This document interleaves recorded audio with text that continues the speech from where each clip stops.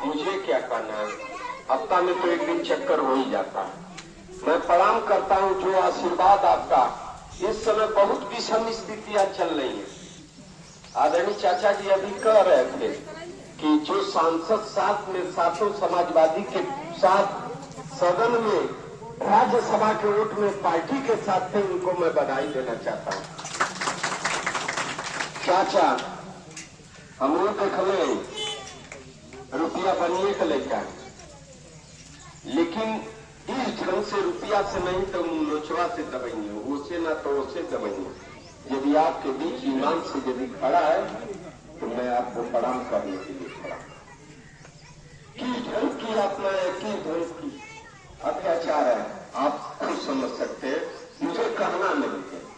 एक बात और कहना चाहता हूँ, माननीय अखिलेश जी की सरकार और इस सरकार, माननीय अखिलेश जी की सरकार में मैं एक आदमी पूछना चाहता हूँ, अखिलेश जी की सरकार में बिजली विभाग का छापा किसके ऊपर पड़ा था?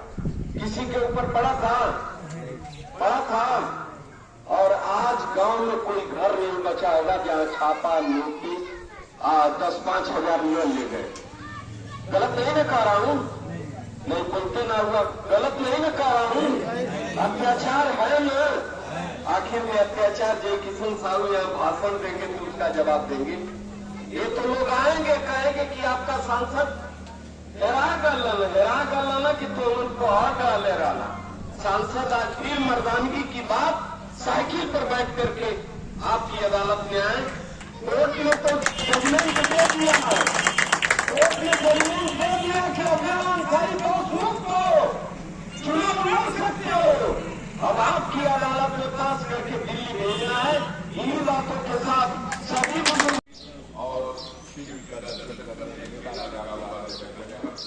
तमाम लोग जो श्रद्धालु हैं वो वहाँ भी दर्शन पूजा करने जा रहे हैं। आप सब लोग भी काफी व्यस्त हैं, घरों में महिलाएं तो सभी हमसे देखा जाते हैं।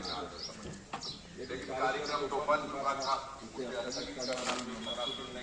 समय का भी अभाव था। पहले बताया गया 11 बजे आइए, हम लोगों को पहुंचने में रास्ते में कुछ ऐसी भीड़ तो फिर अवसर मिलेगा। ये गांव और ये क्षेत्र अपने आप में एक समाजवादी विचारधारा के लोगों का एक गढ़ माना जाता है।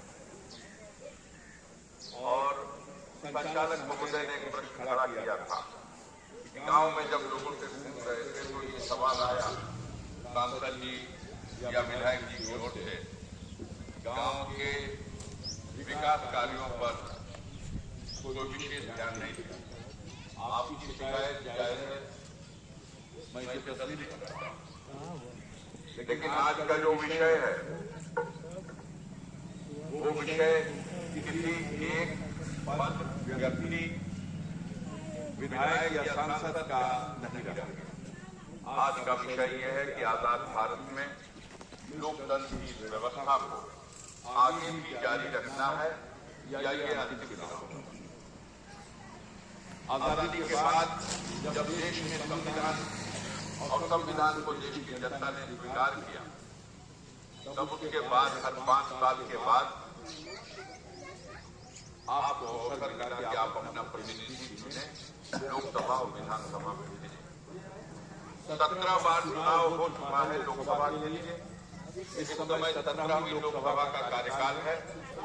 आगे जो 2024 में अप्रैल मई में चुनाव होना है, वो 18वीं लोकसभा के लिए चुनाव होना है। चुनौतियां देश के सामने हैं और देश वासियों को इसको गंभीरता से विचार करें। स्थानीय मुद्दे पर ऐसा नहीं है कि मैं आंख कान बंद कर लिया, मेरा आंख कान खुला हुआ है, मैं उसका भी आपको समाधान करूंगा। लेकिन अभी मैं उस विषय से भटकना नहीं चाहता, क्योंकि संचालक ने पहला विषय रोका दिया, तो इसलिए मुझे उस पर चर्चा करना। पहला विषय यह है कि देश की सत्ता में बैठे हुए लोगों ने जब 2014 में नरेंद्र मोदी सत्ता में आए, तो उन्होंने देश की जनता का आह्वान किया और ये सवाल रखा कि भारत में जो पैदा हुआ भ्रष्टाचार है, जो अराजकता है, जो कानून व्यवस्था की दुर्गत स्थिति है और जो महंगाई है, इसको अगर बदलाव होगा, हमारी व्यवस्था आएगी तो हम नियंत्रण में ला सकेंगे। उन्होंने जनता के बीच में ये वादा किया कि जो देश में मुद्रा का मूल्य गिर गया है, आज 62 रुपए में $1 मिलता है, आज 58 रुपए लीटर डीजल और 64 रुपए लीटर पेट्रोल मिलता है। अगर व्यवस्था आ जाएगी भारतीय जनता पार्टी की, नरेंद्र मोदी की, तो ये सब 50 के नीचे आ जाएगा। डॉलर भी 50 के नीचे होगा, पेट्रोल और डीजल भी 50 के नीचे। उन्होंने कहा था इतनी बड़ी बेरोजगारों की फौज है यहाँ, पढ़े लिखे नौजवानों की फौज है यहाँ, जिसके पास काम नहीं है। एक बार अवसर दीजिए, हम 2 करोड़ नौजवानों को हर साल रोजगार दे देंगे। ये वादे हम अपनी तरफ से नहीं, ये उन्होंने जनता से कहे थे। याद है आपको ये वादा? तो 2 करोड़ हर साल का 10 बरिस हो गए नरेंद्र मोदी के प्रधानमंत्री बनने, तो कम से कम 20 करोड़ नौजवानों को रोजगार तो मिल गया होगा ना। इसको अपने गांव में किसी हिसाब किताब कर लीजिए। और डीजल पेट्रोल, अब तो चूचकपुर में हेनियो पेट्रोल पंपा हेनियो का 50 रुपया से नीचे ही ना मिलत हुई आप लोगों के। इस पर विचार कर लीजिएगा अगर आप यहाँ क्या भाव। और भारत में डॉलर की कीमत हम बता देते हैं, भारत के रुपया के मुकाबले आज डॉलर जो है वो 85 रुपया का हो गया है, जो पहले 62 रुपए का था। तो ये जो वादा था जनता से, जिसके वजह से लोग आए, अब भ्रष्टाचार तो खत्म कर दिए लोग। अब थाना में, तहसील में, कचहरी में जब पहले रहो कि भ्रष्टाचार मुक्त भारत होगा, अब कम से कम ऐसे न मुक्ति मिलने से केवल न मांगे वाला बात, न लेने वाला बात, न कोई है कि नहीं? ऐसी जनता खुशहाल हो गई, मत हो गई कि पैसा में कहीं चल जा। भाई जो आवास मिला था में कल घटेला लोग तो भैया पहले घूस लुका के लिहल जात रहुए, चोरा के लिहल जात रहुए, अब सीना चोरी से सीना पे चढ़ के कौन को एडवांस पहले दे दो, सब काम बतिया। तो जो कहा उसका उल्टा किया। आज देश की दुर्गत स्थिति हो गई। उत्तर प्रदेश जो कि भारत का सबसे बड़ा प्रांत है, 80 लोकसभा की सीटें यहां से जाती हैं। नरेंद्र मोदी जी बगल की सीट पर बनारस से चुनाव लड़ते हैं, कहते हैं हम गुजरात से ही है ना, हमके गंगा जी बुलौले पड़ी, अब गंगा मैया बुला लेनी। औते यहाँ पहुंचते गंगा मैया का संदेश पे ईमानदारी हो गई करे में कोनो तो है। इससे पहले 4 बार वो विधायक थे, सांसद बनने से पहले 4 बार विधायक थे। विधायक और एमपी का जब चुनाव लड़े के होला तब फार्म भरल जाला शपथ पत्र के साथ कि हमार नाम है, हमार बाप का नाम है, हम शादी कैले बानी तो मेहरारू का नाम है, लड़का बच्चा बाढ़ तो लड़की बाढ़ी तो इनानी का नाम है। ये कुल भरल जाला है भैया के कर कौना बैंक में खाता बा, कितना कितना पैसा बा, नकदी कितना बा, जेवर गहना कितना बा, ये शपथ पत्र पे दिया जाता है। अब कल हम पढ़ल बने तो नरेंद्र मोदी जी जब गुजरात में विधायक का चुनाव लड़ते थे, 4 बेर लड़ल, मुख्यमंत्री लड़ल, तो हर बेर फरमवा में शपथ पत्र भरले बनल कि हम कुमार में। लेकिन जब गंगा मैया बुला लेनी बनारस से यहाँ आके लिख दिल, 5वां बेर जब भरले बनल लोकसभा का कि हमार बियाह भइल बा, हमार मेहरारू का नाम जसोदा बेन। अब देश ही नहीं समझ पाया कि जो आदमी अपने परिवार के साथ चकमा करके आके और चुनाव आयोग से देश से झूठ बोला, जो आदमी वहां भरता था कि हम 8 पास हैं, वो बनारस का पर्चा में भर दलस कि हम ग्रेजुएट हैं, कोई हिसाब किताब नहीं। तो उसकी गिनती पे क्या कहा? केहू साहू महाजन गांव का आदमी प्रधान मेंबर केहू आदमी कहो कि बड़ा झूठा हो भैया, कितना बोड़ पापी बा अगर झूठ बोलते रहे। हमारे नरेंद्र मोदी ने झूठ को भी मान्यता दी। आए थे खलीलाबाद में, कबीर दास का उनकी स्मृति में एक आयोजन था। तो आयोजन में यही तरह जनसभा में सारा अधिकारी जनता सब चल रहे। तब बोले लगुआ जब उन पर ज्ञान का कोठरी खुल गई, तब बोल रहे कि सिख गुरु नानक और गोरखनाथ बाबा गोरखनाथ बाबा अवैधनाथ और सिख गुरु नानक और कबीर दास तीनों लोग यही धरती पर बैठ के धर्म और समाज चलाने का मंत्रणा करते। 300-400 वर्ष का अंतर महानुभाव लोगों का धरती पर रखा रहेगा। तो जब प्रधानमंत्री किसी देश का इस तरह बोलता है, हमारा देश में जो फाट लोग कहा अगर विश्व गुरु हुआ, इनका ज्ञान इतना था, तो भगवान फिर इनसे क्या कहता हूँ, उम्मीद करना पड़ेगा। सारी बातें हुई, सारी चीजें झूठी, नौकरी के नाम पर ठग दिया नौजवानों। अब वही एक हफ्ता पहले भर्ती हुई काहे का पुलिस का भर्ती हुई। अरे भैया का कैसे हो, बस 400 रुपया का फार्म भरने के बाद 100 रुपया भरवाई 60 लाख लड़कों ने भर दिया। तनी घरवा जाके जोड़िया, 60 लाख गुणे 400 अरब में चला गया। सरकार बैठ गई बड़े आराम से, क्या करेंगे पर्चों में 9 बार परीक्षा करा चुके, 9 बार बेरोजगार नौजवानों को ठग दिया और कह दिया परीक्षा लिखो। पैसा भी ले लेते हैं और शर्म भी नहीं आती। जो सरकार परीक्षा नहीं करा सकती, वो सरकार देश कैसे चलाएगी, वो सरकार समाज कैसे चलाएगी। नफरत फैला दिया। अपना काम के बाद बुलडोजर से तो चलो रहा, गाजीपुर से बेसी बुलडोजर भैया कहीं ना चलो।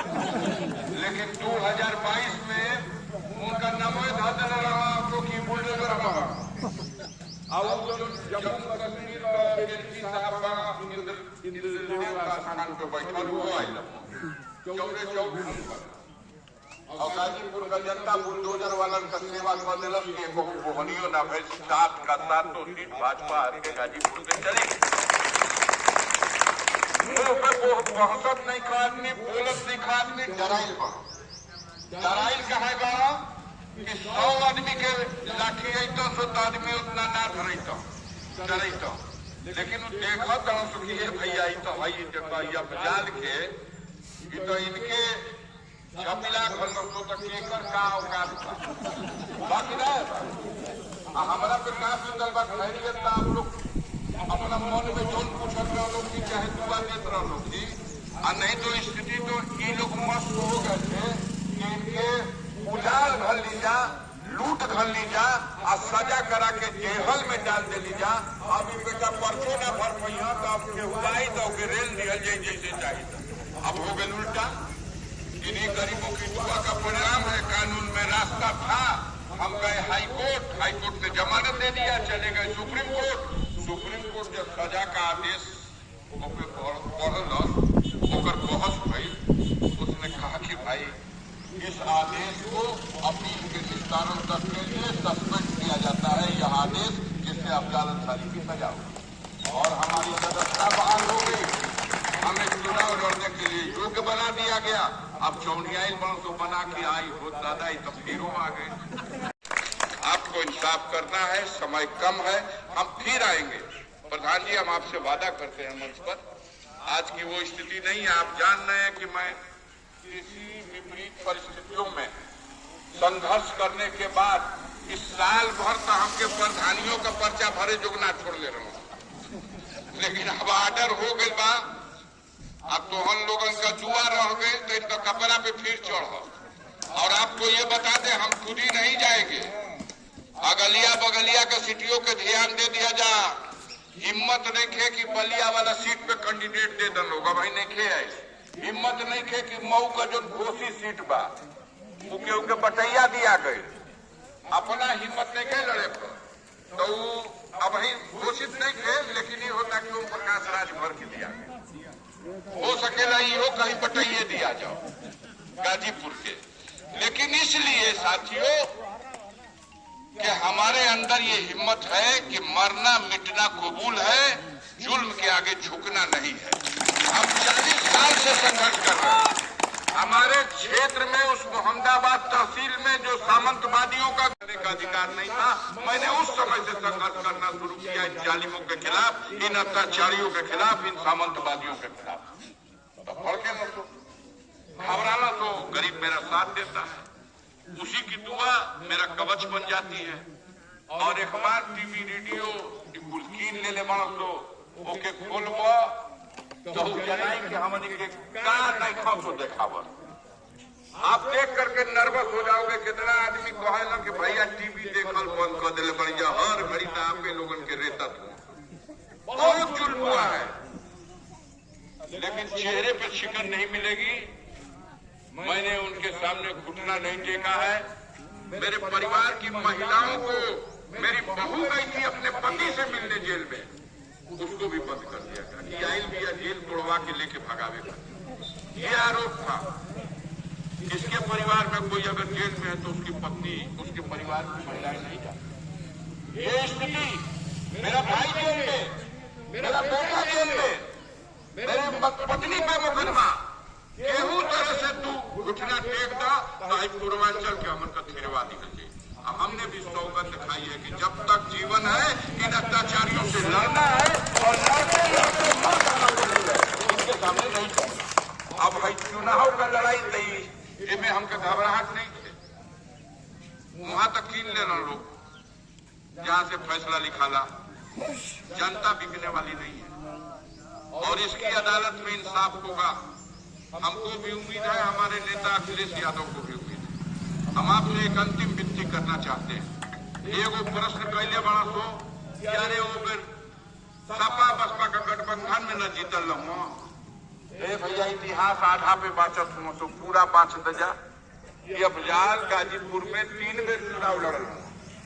2004 में भी हम चुनाव लड़ने आए थे, तो 2004 का इतिहासवा भुला के लोग जा नए का ना जनत को तो बता देते हैं कि 2004 में मुलायम सिंह जिंदा थे और माननीय मुलायम सिंह यादव जी ने इसी गाजीपुर से हमको समाजवादी पार्टी का टिकट दिया था 2004 में। माननीय मनोज सिन्हा जी यहाँ सिटिंग एमपी थे। 99 का चुनाव, 13वीं लोकसभा का चुनाव मनोज सिन्हा जीते थे, जो 99 से 2005 तक एमपी थे, 2004 तक। 2004 में हमारा उनका मुकाबला हुए। वो भाजपा से रहूंगा, हम सपा से रहूंगी। आप उमा शंकर कुशवाहा जो पूर्व विधायक गाजीपुर के हैं, यही बसपा से कैंडिडेट थे, बीएसपी के कैंडिडेट थे सांसद के। अब मुकाबला फैल हुए। गाजीपुर जनता का फैसला 1,85,000 वोट मिला था उमा शंकर कुशवाहा को बसपा पे। हम उनसे 3,000 अधिका 1,88,000 वोट मिला था मनोज सिन्हा को। वो गरी एमपी रहूंगा और दिल्ली में इनका सरकार रखूंगा। और अफजाल अंसारी जो समाजवादी पार्टी के साइकिल सिंबल से लड़े थे तो 4,17,000 वोट मिला था। 2,27,000 के अंतर से उनको इसी धरती पे अकेले समाजवादी पार्टी से खड़े होकर चुनाव कराया है। इतिहास को बता देना, जिसको चाहे उसको कान अपना आंख में अगर रसौनी भैलवा तो इतिहास उठा के पढ़। अपने अपने गांव में दलितों की बस्तियों में जरूर जाना और उनके सामने दामन फैलाना। 75% गरीब दलित ये मान चुका है कि अगर भाजपा की सरकार लौटी तो बाबा साहब भीमराव अंबेडकर का संविधान देश से समाप्त कर दिया जाएगा। इसलिए वो भाजपा को हराने के लिए मन बना चुका है, सपा को वोट करेगा, क्योंकि पार्टी की मुखिया ने भाजपा से डर करके ये फैसला लिया है कि अकेले लड़ो। इसलिए उनको एहसास है कि वोट खराब करे का चीज नहीं थे। हम मांगब ना तो भले वो कहीं बिछड़ जाए, लेकिन हम मांगब, कोशिश करब तो हमको उम्मीद है कि ये मिलेगा। हमने हमेशा दलितों की लड़ाई लड़ी है। शेरपुर के कांड में, जोगा के कांड में कोई जाने वाला नहीं था। मैं सर पे कफन बांध करके उन्हीं हरिजन बस्तियों को जब जलाया गया था तो उनके पक्ष में खड़े होकर लड़ा हूँ। पूरे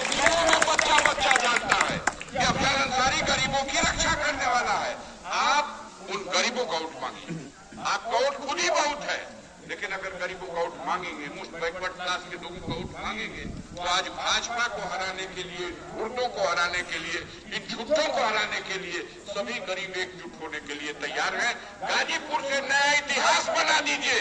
मोदी जी बनारस में आ रहे हैं, 62 की 400 सीट जीता थे, 400 करना जीतत हो। अब ही सूची तो आधा का ना दे पहले 195 का सूची दिले बढ़ो। अब ही ओहू में से कितना बीत के भाग दिलो सो टिकटवा के हम ना लड़ो, पढ़ने बढ़ जा 3-4 गो भाग दिलो, रोज भागत हुआ 400 जीतत हुआ। काज ने कहा कि सूचना 13% लोगों को 165 प्रत्याशी दिए, 85% वो भैया मानसिकता उनकर ऐसा नहीं बा। जब ऐसा नहीं सर पूरा आदमी गाँव का इतना गहराई के समझे लगी हो तो ये यकीन हो गया कि आप नरेंद्र मोदी को नहीं आना। पूरे देश में यहाँ रहमान का नहीं खे, दूसरा नहीं लड़ेगा। बसपा को उन्हें डरैले बरसों की बंद कर दिया जाए, भैयावा के भतीजवा के तू अलगा लड़ो। मिल के लड़ना में उन्होंने के इतिहास मालूम बा कि 10 सीट बसपा जीतल है, 5 सीट सपा जीतल है। फायदा तो बसपा को था। और अलगा लड़ना पे अभी 2022 में बसपा अलग लड़ी तो मात्र 403 में 1 सीट जीती। तो नफा घाटा तो ये पार्टी का जिम्मेदार है वो समझ गया, नीचे से ऊपर तक समझ गया और उनकी मजबूरी भी समझ गया। अभी समय है, सब लोग कह रहे हैं कि जैसे ही चुनाव आयोग घोषणा करी अपन सही रास्ता पे आ जाइए, बहुत अच्छा बा आ जा। और अगर नहीं आएंगे तो गरीब आपसे हमसे कम समझदार नहीं है, वो संविधान बचाना चाहता है। जैसे समाज की निगाह में गीता है, कुरान है, रामायण है, वैसे हमारे देश का दलित जो है संविधान को अपनी गीता, रामायण और कुरान मानता है, उसी तरह से सम्मान करता है। और आज संविधान पे संकट है, इसलिए वो भी मन बना चुका है कि भाजपा को वापस नहीं आने देना है। मैं आप लोगों के बीच में कम समय में अपनी बात को रखने की कोशिश किया, दोबारा कार्यक्रम लगाएंगे। सरकार के अत्याचार से कह रहे थे सरकार मुझे जान मरवाना चाहती, और वो आज बहुत बड़ा ताना कस रहे हैं। मेरे मित्र, मेरे साथी, समाज है, संसार है, और उसी में एक सरकार चल रही है उत्तर प्रदेश की। बड़े बड़े लोगों का, अभी छात्रा के साथ 3 लोग बलात्कार किए। आप बता दीजिए किसके घर बुलडोजर चला? मतीयच्छू वाला, अब तो बगलिए का बात। एक मुद्दा और भूल गए होंगे, बनारस में पुल गिरा था माननीय सांसद जी, अब तक ठेकेदार का था नहीं लगा कि ठेकेदार कौन है, उस पर FIR हो। इंजीनियर जेई के ऊपर हो गया, लेकिन ठेकेदार का पता नहीं लगा, इसलिए कि वो गुजरात का ठेकेदार था।